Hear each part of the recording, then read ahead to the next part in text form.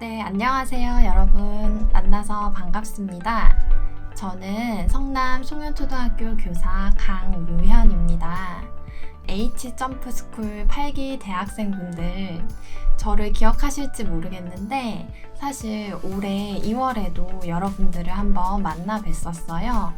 그때는 여러분들이 멘토링을 시작하기 전이라서 앞으로 어떻게 멘토링을 해야 되는지 약간의 설렘과 약간의 떨림 그리고 약간의 두려움을 갖고 이 강의를 보셨을 거예요.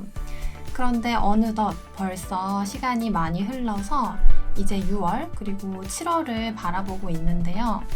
여러분들이 만약에 제 앞에 있다면 제가 한번 여쭤보고 싶어요, 여러분. 네, 지금 이렇게 절반이 지나가고 있는데 여러분들 어떠신가요? 멘토링 하는 거 어떠세요? 제가 여러분들의 대답을 들을 수는 없지만 아마도 아이들과 행복하고 의미 있는 순간을 보내는 시간도 있을 거고 혹은 무념무상으로 보내고 있을 수도 있고 혹은 너무 에너지가 부족하고 지치고 힘이 들 수도 있을 거예요. 제가 왜 그렇게 생각하냐면 저도 학교에서 이 세 가지 순간들을 모두 느끼고 있기 때문이에요. 우리 아이들이 지금 이 시점이 되면은 여름방학을 굉장히 기다리거든요. 그런데 이렇게 여름방학을 기다리는 사람이 아이들뿐만이 아니에요. 우리 선생님들도 엄청나게 여름방학을 기다리고 있습니다. 그만큼 아이들을 데리고 1년 동안 수업을 하고 교실을 운영해 나간다는 게 쉽지 않은 일이에요. 그런데 그 쉽지 않은 일을 여러분들이 지금 절반을 하신 거잖아요. 정말 대단합니다, 여러분. 그래서 오늘은 우리가 여러분들의 멘토링을 한번 돌아보는 시간을 갖고요. 그리고 여러분들 이제 또 절반이 남아 있잖아요. 그 절반을 어떻게 또 보내고 싶은지 한번 생각해 볼 수 있는 기회가 되었으면 좋겠습니다. 지금껏 잘 해오셨으니까 지금처럼 하셔도 좋고요. 아니면 오늘 이 강의를 듣고 한 가지라도 아이디어를 얻게 된다면 그걸 시도해 볼 수 있는 기회가 되기를 바랍니다, 여러분. 그러면 지금부터 시작하도록 하겠습니다. 먼저 학습에 대해서 이야기를 나눠보려고 합니다. 여러분들 멘토링을 처음 시작할 때는 여러분들이 계획한 어떤 학습의 체계가 있을 거예요. 자, 나는 아이들이랑 수업을 할 때 처음에 아이들이 오면 지난 시간에 했던 것을 복습하고 간단한 질문들을 하고 그 다음에 강의를 하고 아이들이랑 재밌는 게임을 하고 그 다음 숙제를 내주면 숙제는 아이들에게 뭐 일주일에 몇 번씩 내주겠다. 이런 류의 여러분들만의 계획한 학습 체계가 있을 겁니다. 그게 또 있어야 하기도 하고요. 그런데 이런 학습 체계들이 3개월, 4개월을 거쳐가면서 그대로 잘 진행이 되고 있을까요? 아니면 와해되었을까요? 네, 아마도 학습 체계가 많이 무너졌을 거예요. 그건 우리 학교에서도 똑같거든요. 학교에서 처음 아이들을 신학기에 받으면 3월 첫 주, 그 다음 둘째 주 동안은 보통 공부를 한다기보다 아이들의 학습에 대해서 훈련하는 시간을 가져요. 공책을 쓰는 방법이라든지 수업 시간의 태도에 대해서 계속해서 반복적으로 연습하는 시간을 가지거든요. 그래야지 나중에 남은 시간들을 잘 보낼 수 있기 때문에 그래요.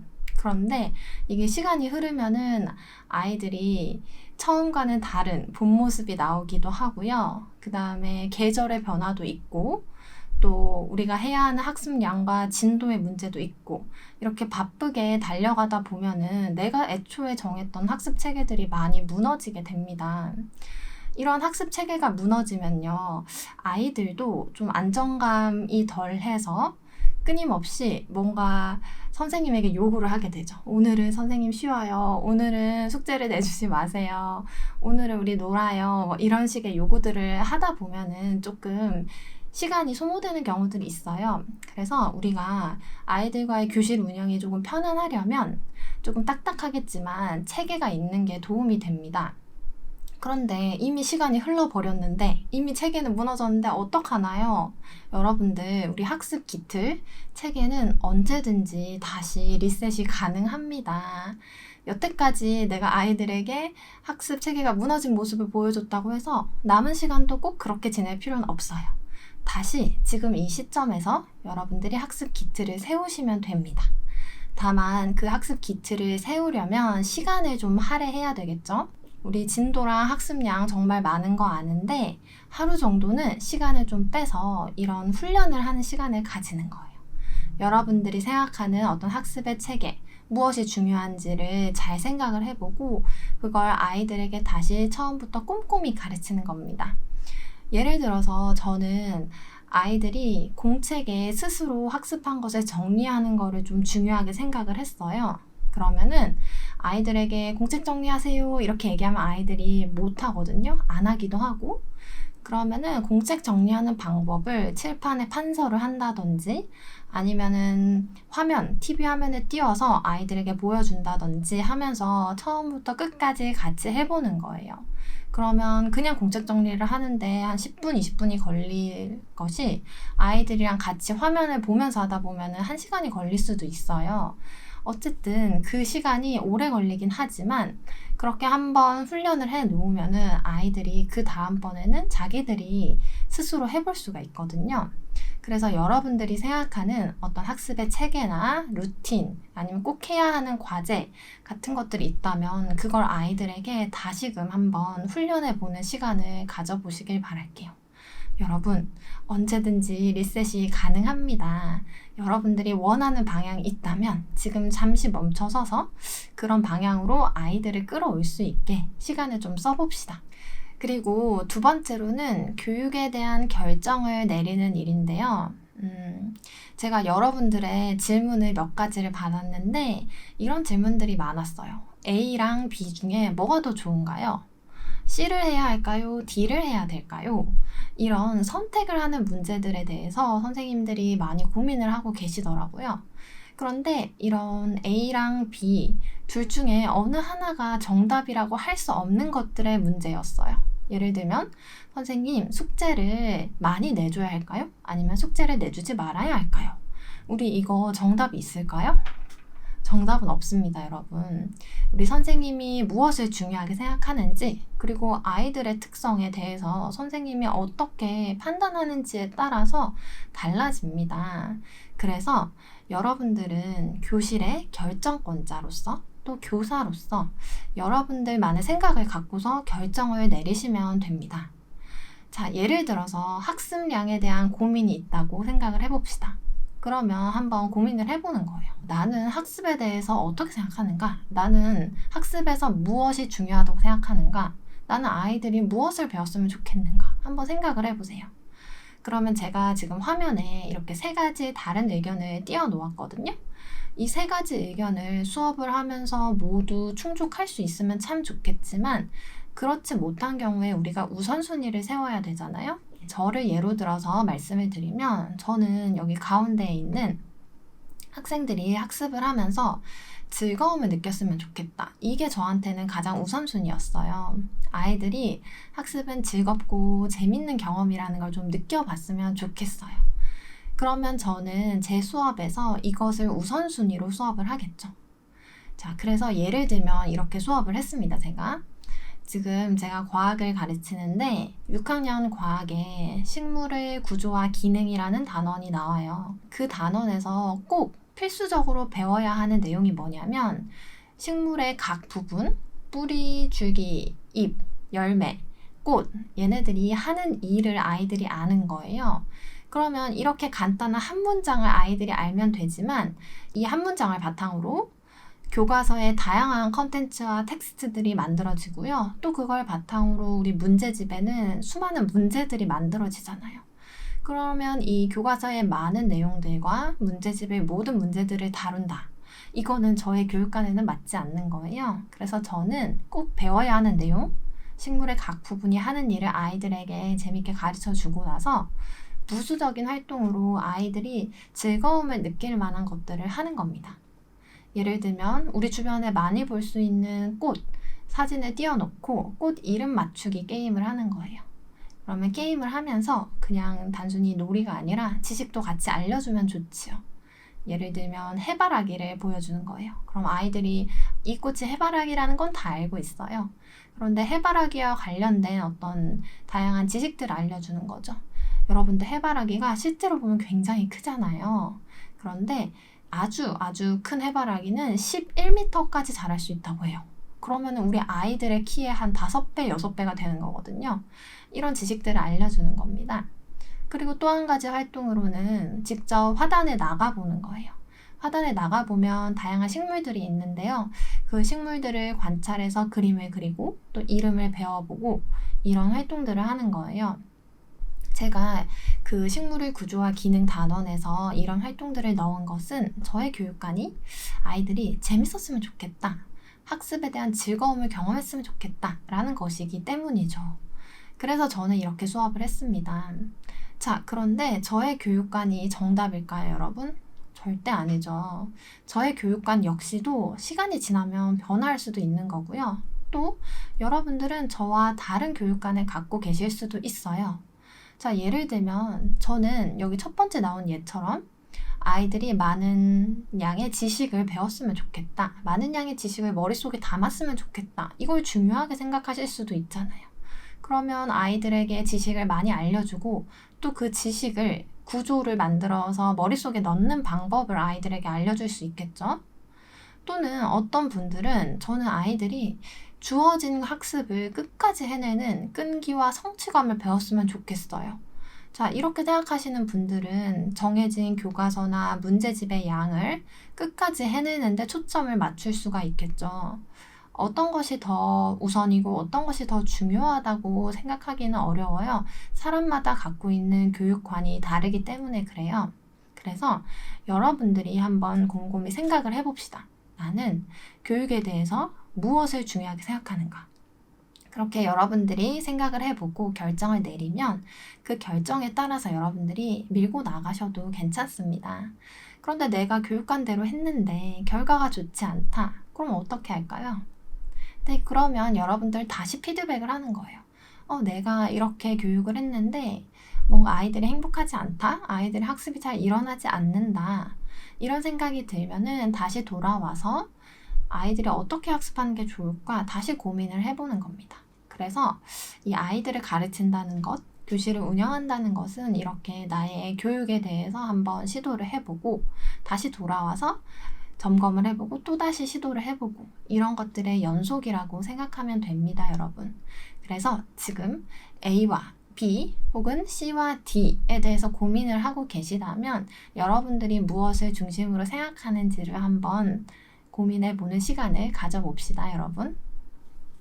그리고 세 번째로는 매너리즘을 벗어나기. 이게 또 이 시점에서는 꼭 해야 할 말이기도 하죠, 여러분. 우리 선생님도 사실은 한계가 있잖아요. 내 머릿속에 들어있는 어떤 학습의 방식이나 아니면 지식의 양 이런 것들이 한정적이잖아요. 게다가 여러분들은 지금 대학생이시고 과제도 해야 되고 시험도 쳐야 되고 여러 가지 바쁜 일들이 많을 거예요. 그래서 매번 매시간 새로운 방법을 개발하기가 어렵죠. 그런데 우리가 한두 번쯤은 다양한 시도를 해보는 게 좋습니다. 제가 지금 초등학교에서 2학년 아이들의 안전을 가르치거든요. 요즘에는 이제 2학년에 안전이라는 과목이 생겼어요. 그래서 아이들이 다양한 상황에서 어떻게 안전하게 지내는지를 알려주는 거예요. 그러니까 사실 이 안전 과목에서는 가르칠 내용이 별로 없어요. 우리 안전 수칙 그냥 4개, 5개 알면 끝인데 이걸 40분 동안 가르쳐야 되는 거예요. 그래서 이 수업을 고안하는데 굉장히 노력이 많이 드는데 저는 어떤 걸 많이 썼냐면 아이들이 좋아하는 학습 애니메이션이 있거든요. 그 학습 애니메이션 안에서 그 캐릭터가 어떻게 하면 안전하지 않고 어떻게 하면 안전한지 이런 것들을 되게 재밌게 알려줘요. 그래서 저는 이 학습 애니메이션을 많이 썼는데요. 처음에는 아이들의 반응이 굉장히 좋았어요. 선생님 이 만화 너무 좋아요. 너무 재밌어요 하면서 굉장히 좋아하고 기대를 했거든요. 그런데 지금 벌써 이제 6월이 됐죠? 한 3, 4개월 흘렀는데 아이들의 입에서 선생님 이제 이거 말고 다른 거 보면 안 돼요? 이런 얘기들이 나와요. 그러니까 아이들이 아무리 좋아하는 것이라도 이게 계속해서 반복되면 아이들이 수업에 대한 기대감을 갖기가 어려운 거예요. 아, 선생님의 수업은 오늘도 그 영상을 보겠지. 이렇게 생각을 하게 되는 거예요. 그래서 다른 방법을 시도해 보셔야 합니다. 제가 오늘은 또 안전 수업에서 무엇을 해볼까 머리를 짜내다가 그냥 게임을 하나 해보자 생각을 했어요. 그 게임이 뭐였냐면 시장에 가면이라는 게임이었거든요. 그래서 왜 돌아가면서 시장에 가면 있는 물건을 하나씩 얘기를 하고 그 다음 사람이 앞에 사람이 얘기한 단어를 외운 다음에 자기 단어를 추가하고 이런 식으로 계속 외워가면서 하는 게임인데요. 이걸 저는 안전 과목에 접목을 해서 자동차에 타면이라는 게임을 했어요. 그래서 아이들이 자동차에 타면 볼 수 있는 것들을 이제 얘기하는 게임이었거든요. 아이들한테 가서 설명을 하고 게임을 했죠. 자, 제가 새롭게 시도한 이 게임 성공했을까요? 실패했을까요? 네, 안타깝게도 처음은 실패했습니다, 여러분. 자, 그러면 실패했으면 이건 의미가 없는 걸까요? 아니에요. 절대 의미가 없는 게 아닙니다. 자, 이건 굉장히 의미 있는 사건인데요. 왜냐면 첫 번째로는 제가 시도를 했죠. 제가 수업의 방법을 스스로 내 머릿속에서 뭔가 아이디어를 고안해서 시도를 해보았습니다. 그것만으로도 일단 의미가 있고요. 두 번째는 결과를 한번 분석을 해봤어요. 왜 이 게임이 어울리지 않았을까 생각을 해봤더니 일단 자동차에서 아이들이 말할 수 있는 단어 자체가 별로 없었고요. 그 다음에 저는 교실에서 30명을 가르치다 보니까 이 30명의 아이들이 모두 한마디씩 하려면 게임이 너무 길어지고 시간이 너무 오래 걸리는 거예요. 그래서 그래서 실패했구나 라고 좀 분석을 해봤습니다. 그러면 세 번째로는 다음번에 이 게임을 한다면 어떻게 하면 될까 생각을 해보는 거예요. 그래서 다음번에 하게 된다면은 조금 아이들이 얘기할 수 있는 주제가 많은 것들로 선택을 하고 그 다음에 전부 다 할 수는 없고 그렇다고 한두 명만 시킬 수는 없으니까 랜덤하게 돌아갈 수 있게 그래서 언제든 아이들이 자기가 걸릴 수도 있다 라고 생각할 수 있도록 방법을 바꿔야겠다 라고 이렇게 결론을 내렸습니다. 그러면 그 다음번에는 그렇게 적용을 해보는 겁니다. 그래서 제가 실제로 7반을 들어가거든요. 수업을 할 때. 그래서 첫 반에는 좀 실패할 때가 있어요. 게임을 새로 고안을 했을 때. 그러면 나머지 반도 똑같이 하는 게 아니고 나머지 반에서는 제가 객관적으로 분석하고 앞으로 어떻게 해야겠다 수정한, 보완한 부분을 덧붙여서 게임을 바꾸는 겁니다. 그래서 한 7번째쯤 되면은 아주 성공적으로 게임을 마무리를 할 수가 있거든요.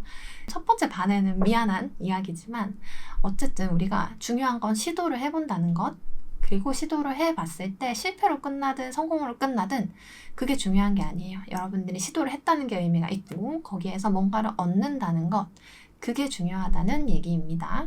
그래서 여러분들도 매번 수업을 준비할 때 그렇게 할 수는 없겠지만 한 번쯤은 좀 이전과는 다른 수업, 좀 변칙적인 수업들을 한번 해보시길 추천드립니다. 두 번째는 이제 태도에 대해서 이야기를 나눠보겠습니다. 제가 태도에 대해서 아이들과의 관계 그리고 아이들의 태도 이런 문제에 대해서는 항상 강조하는 게 있는데 이 주도권은 항상 교사에게 있습니다. 교사는 교육적으로 권위를 가지고 아이들을 가르치는 사람이거든요. 자, 권위가 있다는 말은 힘이 있다는 말이에요. 그래서 어떤 일이든 결정을 내릴 때는 교사에게 주도권이 있는 겁니다. 교사에게 주도권이 있다고 해서 내 방식대로 내가 하고 싶은 대로만 밀어붙인다 이런 게 아니고요. 어떤 상황을 봤을 때 교사로서 결정을 내리는 거예요. 교사로서 생각의 과정을 거쳐서 결정을 내린다. 이게 주도권이 있는 거예요. 제가 최근에 이제 목격한 장면이 있어요. 선생님이 주도권을 빼앗긴 것 같다라고 느꼈는데요. 이제 학교에서도 방과 후에 이제 멘토링을 하시는 선생님들이 오시거든요. 그러면은 좀 학습이 부진한 아이들이 그 교실에 한 2명, 3명, 4명 모여서 선생님의 수업을 듣는 거예요. 그런데 수업이라기보다는 사실은 거의 1대1로 전담하듯이 가르쳐 주시거든요. 이 아이들이 학습에 대한 의지가 없는 아이들이기 때문에 조금 문제가 되는 경우가 있어요. 특히 이제 한 여학생이 있었는데 이 학생은 매번 선생님한테 이제 핑계를 대는 거예요. 오늘은 밥을 못 먹어서 공부를 못 하겠어요. 오늘은 머리가 아파서 공부를 못 하겠어요. 오늘은 잠이 와서 공부를 못하겠어요. 이렇게 하는 거예요. 자, 그러면 선생님이 여기에서 어떻게 하셨냐면은 이 아이의 편의를 들어주기 위해 계속 노력을 하시는 거예요. 밥을 못 먹었다. 그러면 간식을 사서 주시고, 잠을 못 잤다. 그러면 잠을 깨워주려고 옆에서 노력을 하시고, 머리가 아프다. 그러면은 약을 찾아주시고, 계속 이제 노력을 하시는 거예요. 그런데 사실은 이 아이가 공부를 안 하는 거는 그런 상황 때문이 아니고 그냥 공부가 하기 싫은 거고 핑계를 대는 거예요. 그걸 어른인 우리가 보면 알 수 있잖아요. 자, 그랬을 때 우리가 어떻게 대처를 해야 되느냐. 첫 번째로는 여기에 제가 포기라고 적혀 있죠. 적당한 포기가 필요합니다, 여러분. 내가 이 아이의 마음을 이해할 수 있을 것 같아요. 우리도 사실 배고프면 공부하기 싫고, 머리 아프면 공부하기 싫고, 잠 오면 공부하기 싫잖아요. 그 마음이 이해가 되는 거예요. 그래서 최대한 아이의 마음을 이해하고 어르고 달래서 공부를 시켜야겠다. 이 방법을 쓰신 거예요. 그런데 이 방법이 통했을까요? 통하지 않습니다. 아이는 그 다음날에는 또 다른 핑계를 가지고 오고 자기의 편의를 봐줘서 문제가 해결됐음에도 불구하고 계속해서 공부를 하지 않으려고 하죠. 그러면 이 방법이 통하지 않는다는 걸 인정을 하고 포기를 하셔야 됩니다. 그리고 나면은 다른 방법을 도전을 해보는 겁니다. 내가 아이의 마음을 좀 어루만져주면 아이가 공부를 할 줄 알았는데 그렇지 않네? 그러면 다른 방법을 써야겠다 생각을 하시는 거예요. 이번에는 한번 아이를 엄격하게 훈육을 해볼까? 그래서 너가 배고프고 힘든 건 알지만 그래도 공부는 해야 되는 거야 라고 좀 집요하게 얘기를 해볼까? 하고 새로운 모습을 보여주시는 겁니다, 여러분. 물론 이렇게 새로운 모습, 강하게 훈육하는 모습이 나의 교육관과는 맞지 않을 수도 있죠. 내가 평소에 생각했던 교육은 이게 아닌데? 하지만 우리 적당히 타협을 하는 겁니다. 내가 고수했던 방법이 통하지 않는다면 새로운 방법을 하고 그 새로운 방법에서 효과가 있다면 그것으로 타협을 해보는 겁니다. 어쨌든 우리의 목적은 교육이 일어나는 것이잖아요. 그래서 간혹 나의 교육관과 맞지 않더라도 적당한 타협은 필요합니다. 그리고 제가 이 도전이라는 항목 아래에 여러 가지 방법을 써놨죠. 그래서 아이들과 문제가 있을 때 써볼 수 있는 다양한 방법을 생각나는 대로 써봤어요. 이거 말고 다른 방법들도 존재하겠죠. 아이들과 어떤 관계에 문제가 있다면 개인 상담을 할 수도 있고 혹은 아이들끼리 싸운다 이랬을 때는 집단 상담을 해볼 수도 있겠죠. 그리고 스토리텔링도 있는데요. 뭔가 아이들에게 직접적으로 얘기하기에는 좀 잔소리 같거나 아니면 좀 예민한 문제 이런 게 있을 때 스토리텔링을 하는 거죠. 이야기를 만들어내셔도 괜찮아요. 예를 들어 아이가 컨닝을 했다. 그런데 이걸 직접적으로 얘기하기엔 아이의 자존심이 너무 상할 것 같다. 이럴 때는 그냥 다른 사람의 얘기를 빌어서 하는 거예요. 얘들아, 선생님이 어렸을 때 친구가 한 명 있었는데 그 친구가 공부와 점수에 대한 욕심이 굉장히 많았어. 그래서 어느 날 그 욕심을 못 이기고 컨닝을 해버린 거야. 하면서 이런저런 이야기들을 해주는 거예요. 그러면 스토리로 얘기했을 때 아이들이 잔소리, 똑같은 훈육도 조금 더 와 하면서 받아들일 수 있거든요. 그래서 스토리텔링 쓰셔도 좋고 그 다음에 좀 고학년 같은 경우에는 유머, 좀 재미를 통해서 아이들과 소통하는 그런 모습을 보여줄 수도 있겠죠.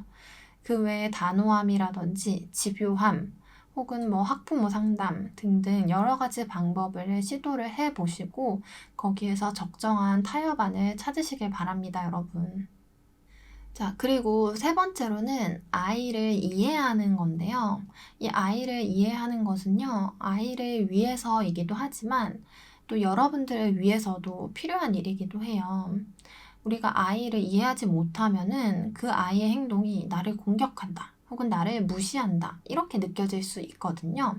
그래서 여러분들이 한번 아이의 마음을 되짚어 보는 겁니다. 나도 아이였을 때 공부하기 싫었지. 나도 좀 반항적이었지. 이렇게 생각을 해보거나, 혹은, 나는 그렇지 않았지만 이 아이는 그럴 수도 있겠다. 이렇게 아이의 마음을 역지사지로 생각을 해보는 거예요. 자, 제가 좀 목격했던 그런 장면들이 있는데요. 우리 선생님들도 사람이다 보니까 아이의 말과 행동에 상처를 받는 경우가 굉장히 많아요. 그래서 아이와 어떤 실랑이를 하고서 너무 기분이 안 좋으니까 연구실에 와서 하소연을 하시는 경우가 많이 있습니다. 당연하죠. 우리 선생님도 당연히 감정이 있고 사람이니까요. 자, 그래서 어떤 얘기인지 들어보았는데요. 자, 어떤 한 학생이 지각을 했어요. 그래서 다른 아이들은 전부 제 시간에 왔는데 이 아이가 늦게 온 거예요. 근데 선생님은 평소에 이 아이에 대해 굉장히 불성실하다라는 선입견이 있었어요. 실제로 아이가 불성실하기도 하고요. 그래서 아이가 들어왔을 때 누구누구야, 너 왜 늦었니? 이유가 뭐야? 이렇게 얘기를 하신 거예요. 그런데 아이가 선생님의 그 말을 듣고 대답을 하지 않는 거예요. 대답을 하지 않고 자리에 가서 앉는 거예요. 그러니까 선생님은 화가 나죠. 아니, 너는 지금 지각까지 했는데 선생님 말을 무시해? 뭐 하는 버릇이야? 라고 이제 말이 나가는 겁니다. 그러면 아이는 더더욱 선생님이랑 눈도 마주치지 않으려고 하고, 그리고 삐딱하게 앉아서 불만인 표정을 짓고 앉아 있는 거죠. 그럼 누가 봐도 저 아이가 말은 하지 않지만 나에 대해서 항의를 하는구나, 저항을 하는구나, 이렇게 느낄 수 있죠. 그래서 선생님이 화가 나서 이제 연구실로 오신 거예요. 그런데 여러분들, 사실 선생님 입장에서 아이들이 나에게 반항을 한다는 거는 굉장히 심리적인 타격이 커요. 뭔가 친구가 혹은 부모님이 나한테 안 좋은 얘기를 하는 것과 나의 제자들이 나에게 안 좋은 태도를 보이는 것은 천지 차이거든요. 정말 이게 상처가 될 수 있어요. 그래서 이제 와서 하소연을 하시는 거예요. 자, 선생님의 마음이 얼마나 아프겠어요? 자, 그런데 여기서 한번 우리가 아이의 입장에서 생각을 해봅시다. 자, 이 아이가 아침에 여러 가지 이유로 늦을 수 있겠죠. 지각을 했습니다. 그런데 이 아이도 이미 당황을 한 거예요. 자기가 이렇게 늦었다는 거에 대해서. 아이들은 이미 앉아 있는데 자기만 늦게 교실에 도착을 한 거예요. 그래서 약간 당황하고 약간 위축된 상태인데 선생님이 모든 아이들이 보는 앞에서 이제 말투는 부드러웠지만 추궁하듯이 물어본 거죠. 이유가 뭐야? 너 왜 늦었니? 이렇게 물어본 거예요. 그러니까 아이는 거기에서 좀 수치심을 느낀 거예요. 많은 아이들 앞에서 자기한테 추궁을 했다라는 사실에. 물론 자기가 잘못하긴 했지만 그래서 그 순간 수치심을 느끼고 선생님이랑 대화를 하고 싶지 않다라고 생각을 한 거죠. 게다가 이 아이는 평소에 이 아이의 모습을 생각을 해보면 그렇게 자기한테 있었던 일을 논리적으로 선생님과 소통할 수 있는 그런 능력이 좀 부족해요. 자기가 늦을 수 있죠. 뭐 아침에 늦잠을 잤는데 실내화 가방을 놓고 나왔고 또 신호등을 너무 많이 기다렸고 등등등 여러 가지 사유들이 있는데 그걸 선생님께 잘 말씀드릴 능력이 없고 그렇게 얘기한다고 해도 어차피 변명으로 생각하겠지. 이런 생각에 그 아이가 반항적인 태도로 나온 거죠.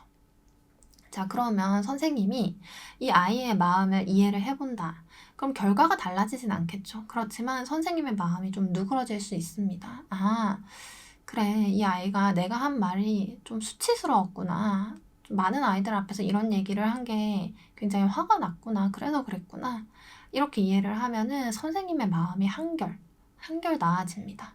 얘가 나를 무시하고 나를 싫어해서 그런 게 아니고 수치스러워서 그랬구나. 그러면 내가 앞으로 말할 때 아이들 앞에서 얘기하는 게 아니라 조금 따로 개별적으로 얘기를 해야겠구나. 그리고 늦었을 때는 무슨 일이 있는지 먼저 물어봐 줘야겠구나. 걱정스러운 말투를 좀 써주는 게 아이의 정서적으로 아이와 소통할 때 훨씬 좋겠구나. 이렇게 생각을 할 수 있는 겁니다. 그래서 여러분들이 아이들과의 관계에 문제가 있을 때 아이의 마음이 어떤지 한번 이해를 해보시는 게 좋아요. 아이를 위해서도 그렇지만 우리 선생님의 마음을 위해서도 그것이 꼭 필요합니다. 세 번째로는 선생님 마음에 대해서 이야기를 나눠볼게요. 여러분들이 절반을 하다 보니까 이제 좀 지칠 때가 많을 거예요. 그래서 실제로 이런 문구를 쓰신 선생님이 계셨어요. 내가 이러려고 수업 준비를 하나 자괴감이 듭니다. 이렇게 사연을 보내신 선생님도 계셨거든요. 그래요. 여러분들 그 마음이 정말 이해가 돼요. 나는 열심히 했는데, 나는 최선을 다했는데 내 뜻대로 되지 않는 아이들과 교실을 보았을 때 무력감이 많이 들죠. 그래서 우리 선생님 마음을 좀 다독여 봅시다. 여러분들 먼저 생각할 것은 완벽하고 이상적인 교실은 없다는 것입니다. 어떤 교실이든 고군분투하고 좌충우돌하면서 그렇게 시간을 보내는 겁니다. 그래서 내가 그 교실의 중심에 있을 때는 아이들이 성장하는지, 아이들이 예쁜지, 지금 우리가 좋은 시간을 보내고 있는지 알 수 없습니다. 그런데 시간이 좀 지나고 나서 뒤돌아보면, 얘가 좀 컸네? 얘가 좀 많이 발전했구나. 아, 그래도 우리가 함께한 시간이 의미가 있구나. 이런 생각들을 하실 수 있을 거예요. 그 나태주 시인의 풀꽃이라는 시가 있잖아요. 그 시에는 자세히 보아야 예쁘다 이런 말이 있는데요. 우리 선생님들끼리 하는 말이 있는데 멀리서 보아야 예쁘다 이런 말을 합니다. 우리가 교실의 한가운데서 아이들에게 둘러싸여 있을 때는 그 순간이 굉장히 귀중하다는 걸 잘 몰라요. 한 발짝 뒤돌아서 봤을 때 알 수 있거든요.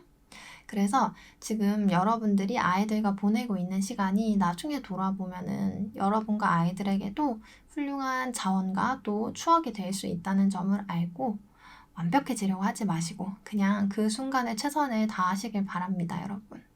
두 번째로는 나를 주체로 생각할 필요가 있어요. 아까 제가 안전 수업할 때 그 자동차에 타면이라는 게임을 했다고 말씀드렸잖아요. 그리고 그 게임이 실패를 했다고. 자, 제가 이 실패한 사건을 아이들을 주체로 생각을 한번 해봅시다. 이 아이들이 내가 게임을 재미없는 걸 해서 나한테 실망했으려나? 아이들이 앞으로 내 수업을 기대하지 않으면 어떡하지? 아이들이 재미가 없었겠지? 이렇게 내가 아이들을 주체로 아이들이 만족했을지, 불만족했을지 이렇게 생각을 한다면 굉장히 마음이 힘들어져요. 그런데 우리가 이걸 좀 바꿔서 나를 주체로 생각을 해봅시다. 내가 도전을 했어. 내가 맨날 똑같은 방식으로 수업을 하다가 오늘은 새로운 게임을 도전을 했어. 나 도전했네? 이렇게 나를 주체로 생각을 해보시고요. 그리고 나 실패하긴 했는데 실패한 이유를 분석을 했어. 그리고 다음번에 수업할 때는 이렇게 한번 해볼 거야. 라고 나를 주체로 여러분들이 생각을 하세요. 그러면 내가 한 것, 내가 성취한 것, 혹은 실패했더라도 내가 시도한 것, 거기에 초점을 맞춰서 생각을 하시면 여러분들이 지금 멘토링 하는 과정을 조금 더 긍정적으로 볼 수 있을 겁니다. 그리고 세 번째로는 실패해도 괜찮습니다, 여러분. 여러분들이 오늘 수업을 실패했다고 해서 다음번에 여러분은 수업에 실패하셨으니까 지금부터 수업을 하실 수 없습니다. 탈락입니다. 이렇게 하지 않잖아요. 여러분들에게는 1년이라는 시간이 있어요.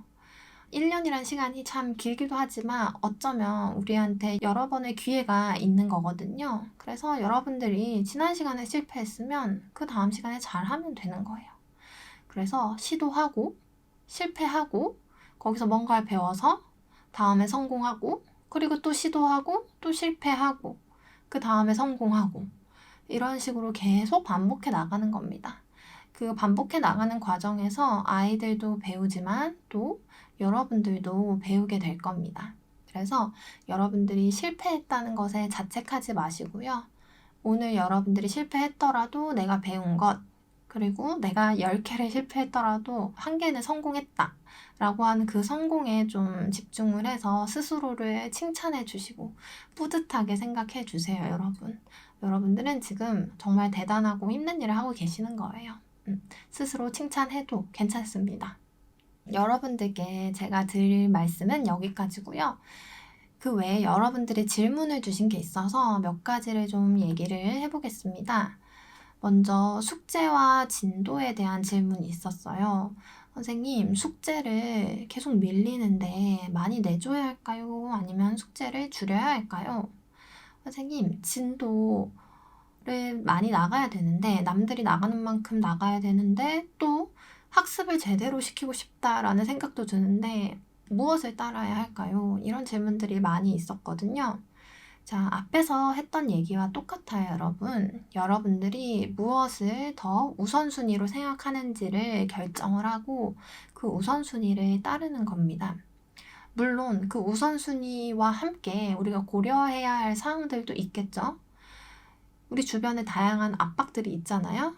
센터에서 원하는 것도 있을 테고 또 아이들이 원하는 것도 있고 학부모님들이 원하는 것도 있을 겁니다. 또 혹은 주변 동료들이 생각도 있을 테고요. 그러면 내가 내 우선순위를 따랐을 때 이 주변의 다양한 요구들을 얼마만큼 커버할 수 있는지, 혹은 내가 얼마만큼 커버를 못하는지, 커버를 못했을 때 내가 잘 대처할 수 있는지, 이런 것들을 고려해서 복합적으로 결정을 내리셔야 돼요. 예를 들면 어떤 센터는 굉장히 진도에 대해서 빡빡하다. 그러면은 내가 좀 자율권이 줄어들겠죠. 그 상황에서는 어쩔 수 없는 부분이죠. 그런데 그 센터에 자율권이 있는지 없는지 모르겠다. 그러면은 한번 부딪혀 볼 수도 있는 거죠. 우리가 결정을 내려서 나의 방식대로 해보고 안 되면 언제든 되돌릴 수 있습니다. 우리 리셋 가능하다라고 얘기를 했죠. 그리고 사실은 외부의 그런 요구들을 다 충족시키기가 어렵습니다. 우리 선생님들도 학교에서 1년이 끝나갈 즈음에 교원 이제 만족도 조사를 합니다. 그래서 학생들과 학부모들에게 조사를 하거든요. 익명으로 조사를 합니다. 자, 그러면은 거기에는 아주 상반된 의견들이 많이 나와요. 어떤 분들은요, 선생님이 숙제를 많이 안 내주셔서 우리 아이가 학습에 대한 부담이 없이 즐겁게 학교를 다닐 수 있어서 너무 좋습니다. 이렇게 얘기하시는 분들도 있고요. 반대로, 선생님, 숙제를 좀 많이 내줬으면 좋겠습니다. 좀 학습량이 적은 것 같아요. 이렇게 얘기하시는 분들도 있습니다. 또 어떤 분들은요, 선생님이 굉장히 친절하시고 웃으면서 수업을 하셔서 우리 아이가 굉장히 행복해 합니다. 감사합니다. 이렇게 얘기하시는 분들도 있고요. 선생님, 좀 엄격하셨으면 좋겠습니다. 이렇게 얘기하시는 분들도 있습니다. 그래서 이 다양한 요구들 다 만족시킬 수 있을까요? 없습니다. 그래서 저는 그럴 바에 내가 중요하게 생각하는 교육의 우선순위들을 따르자, 이렇게 생각을 하게 된 것 같습니다. 그리고 내가 나의 교육에 대해서 어느 정도 자신감이 있다면은 그런 외부에서 이렇게 해주세요, 저렇게 해주세요 얘기가 들어왔을 때, 제가 생각했을 때는 우리 아이들이랑 수업을 할 때 이게 더 잘 맞습니다. 그리고 이렇게 했을 때 아이들이 행복하게 학습을 합니다. 이렇게 얘기를 할 수 있게 돼요. 그래서 여러분들이 그런 자신감을 얻으려면 일단 생각해보는 과정이 필요하겠죠? 내가 교육에 대해서, 그리고 우리 아이들과의 어떤 관계에 대해서 치열하게 생각을 해보고 그것을 바탕으로 결정을 내린다면 다른 사람도 충분히 설득을 할 수 있을 거라고 생각합니다. 또 다른 질문으로는 소극적인 아이에 대해서 얘기를 주신 분이 있는데요. 아이가 너무 소극적이어서 자기가 모르는 것을 질문하지도 않고 참여를 잘 하지도 않는 거예요. 이럴 때 어떻게 하면 좋을까요? 이런 질문을 하셨는데요. 사실 아이들이 저학년 때는 질문을 굉장히 많이 하는데 고학년이 될수록 질문을 잘 안 해요. 우리나라 문화에서 뭔가 질문을 하는 거는 굉장히 용기가 필요하잖아요. 그래서 아이들이 벌써부터 그런 걸 알더라고요. 그래서 굉장히 질문하는 걸 부담스러워하는데, 아이들이 질문하는 걸 부담스러워하면 여러분들이 질문을 하시면 됩니다. 그래서 수업의 내용마다 질문을 해서 얘가 잘 알고 있는지 잘 모르는지를 끊임없이 체크를 하는 겁니다. 그래서 물어보는 거죠. 뭐 꽃에 대해서 설명을 하고 있다 라고 했을 때 꽃 그림을 이렇게 틀어놓고, 자 얘들아 여기 가운데 있는 이 긴 거 우리 이름 뭐라고 배웠지? 라고 물어보는 겁니다. 그래서 대답을 들을 때까지 기다리세요. 자, 내가 특정 한 명의 얘기를 듣고 싶다. 그럼 돌아가면서 이름을 지목하시면 되겠죠? 지윤아, 맞아. 여기 있는 거 암술이라고 불렀지. 그럼 우리 암술 옆에 암술과 만나는 부분 뭐라고 부르지? 라고 물어보는 겁니다. 자, 아이가 대답을 못한다. 그러면 이걸 모르고 있다는 걸 내가 확인할 수 있겠죠. 그러면 다시 한번 설명을 할 수 있습니다. 그래서 아이들과 소통할 때 아이들을 질문하는 것도 중요하지만 나도 적절하게 질문과 피드백을 하시면 좋습니다. 그 다음에 마지막 질문인데요. 학습량에 대한 질문들이 많이 있었어요. 맞아요, 여러분. 학습량에 대한 고민들이 많으시죠? 주어진 시간 안에 해야 할 학습량이 너무 많죠, 보통은. 그래서 아이들이 좀 의미 있는 학습을 하기보다는 진도를 따라가는데 급급한 경우들이 많습니다. 자, 그러면 저는 이렇게 고민하시는 분들께 한번 이렇게 질문을 드려보고 싶어요. 내가 만약에 그 정해진 학습량을 모두 채우지 않는다면 어떤 일이 일어날까요? 내가 정해진 진도를 조금 다르게 내 방식대로 그냥 수업을 한다면 어떤 일이 일어날까요? 자, 제가 신규로 이제 교사 발령을 받았을 때 항상 압박감을 느꼈던 부분이 바로 이 학습량과 진도에 대한 부분이었습니다. 그래서 항상 옆반 선생님들은 어디까지 진도를 나갔는지 여쭤보고 그 속도에 맞추려고 굉장히 노력을 했어요. 그 속도에 맞추지 않는다면 뭔가 큰일이 일어날 거라고 생각을 했던 것 같아요. 자, 그렇게 진도에 급급하게 수업을 하니까 너무 수업이 후다닥 지나가게 되고 아이들이 좀 수박 겉핥기식으로 학습을 하게 된다라는 느낌을 많이 받았어요. 그래서 연차가 조금씩 쌓이면서부터는 조금 학습을 제가 편집을 했습니다. 이 단원, 이 차시에서 정말 중요한 걸 가르치고요. 나머지 부분은 아이들이 좀 재밌게 혹은 진득하게 할 수 있는 활동들로 좀 배치를 했어요. 그렇게 하다 보면은 사실은 좀 배제되는 학습 내용들도 있겠죠. 그래서 다른 반은 배웠지만 우리 반은 그걸 배우지 않을 수도 있습니다. 자, 그렇게 했을 때 큰 일이 일어났을까요? 아니요. 저는 괜찮았습니다. 저는 진도에 급급해서 나갔던 때랑 그다음에 제가 학습을 어느 정도 편집해서 나갈 때랑 사실 아이들이 배우는 거에 있어서 큰 차이는 못 느꼈습니다. 오히려 후자가 아이들이 더 재밌어 했죠. 그래서 여러분들이 이 단원에서 꼭 배워야 할 내용을 배운다면은 나머지 부수적인 것들 좀 일부러 뭐 꼬아낸 문제라든지 약간 문제를 위한 문제 있잖아요. 아이들이 문제를 틀리기 위해서 만든 문제라든지 그런 것들이 저는 꼭 필수적인지 모르겠어요. 대신에 꼭 배워야 하는 내용은 배워야겠죠. 그래서 여러분들이 그런 것들을 좀 적당히 편집을 해서 가르친다면 저는 선생님도 좋고 아이들도 좋지 않을까 늘 생각을 합니다. 그런데 이거는 저의 교육관이고요. 여러분들이 판단하는 거에 따라서 다를 수 있겠죠. 또한 주변의 상황, 어떤 센터나 학부모나 학생의 요구에 따라서 달라질 수도 있습니다. 그래서 그런 복합적인 상황에서 여러분들이 잘 판단을 해보세요. 다만 진도를 다 나가지 않는다고 해서 그 학습량을 다 채우지 않는다고 해서 뭔가 어마어마한 큰일이 생기지는 않는다는 걸 좀 아셔도 괜찮을 것 같습니다, 여러분. 그래서 오늘 우리 멘토링에 대해서 좀 돌아보는 시간을 가졌고 남은 시간을 여러분들이 어떻게 보내면 좋을지 얘기를 나눠보았어요. 오늘 한 이야기 중에서 한 가지라도 여러분들에게 좀 도움이 되어서 남은 멘토링을 할 때 새로운 시도를 해볼 수 있는 기회가 되기를 바랍니다. 여러분, 여태까지 정말 너무너무 고생 많으셨고요. 이제 남은 날들도 있지만 여러분들이 즐겁게 임하셨으면 좋겠습니다. 여러분들 항상 건강하시고 행복하세요. 감사합니다.